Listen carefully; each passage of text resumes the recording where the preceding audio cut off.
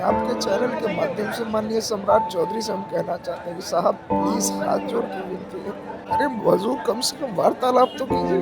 3.5 सालों से लड़ रहे हैं सिर्फ इसलिए कि एग्जाम हो एग्जाम हो एग्जाम हो। आंसू भी आ रहा है, रो भी रहे हैं आप।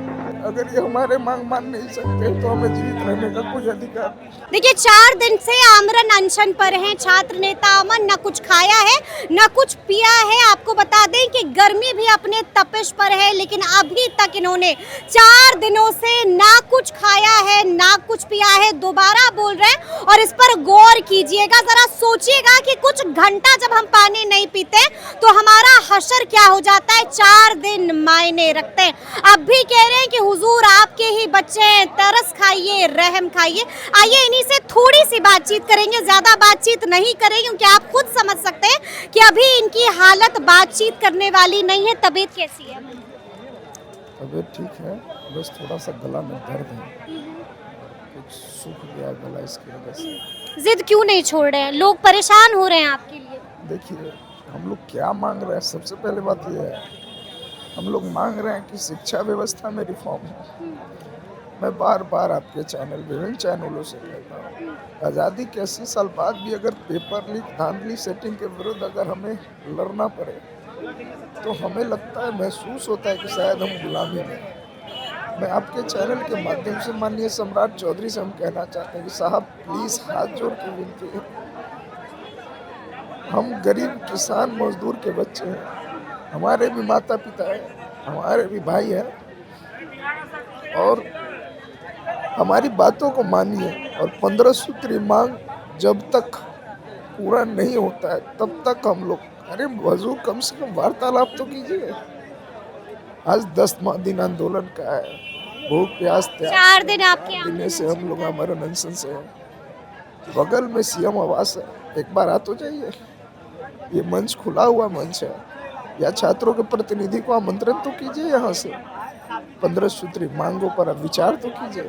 बीएसएससी के छात्र ये सारे, देखिए ये सारे बीएसएससी के छात्र हैं, ये सब 3.5 सालों से लड़ रहे हैं सिर्फ इसलिए कि एग्जाम हो एग्जाम हो एग्जाम हो।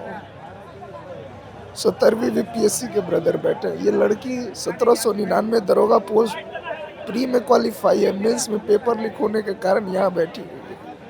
हम आपसे, आंसू भी आ रहा है, रो भी रहे हैं आप। अपने आप आंसू आ रहा है, रो नहीं रहा हूँ। अभी अगर ये नहीं मानेंगे तो असेंबली मैं आपसे वादा करता हूँ, बिहार के युवाओं से वादा करता हूँ, बस सोनम वांगचू की तरह हमें ना हटाया जाए, ना उठाया जाए। हमें इनकी मेडिकल फैसिलिटी नहीं चाहिए। अभी भी कह रहे हैं नहीं चाहिए। नहीं चाहिए, बिल्कुल नहीं चाहिए। अगर ये हमारे मांग मान नहीं सकते तो हमें जीवित रहने का कोई अधिकार नहीं। हम बिहार के छात्र युवाओं नौजवानों से कहना चाहते हैं, ये लड़ाई आपकी है। हम हिंसात्मक नहीं है, हम बापू के रास्ते को बताए हुए को अपनाए हुए, तो कोई छात्र हिंसा नहीं करेंगे।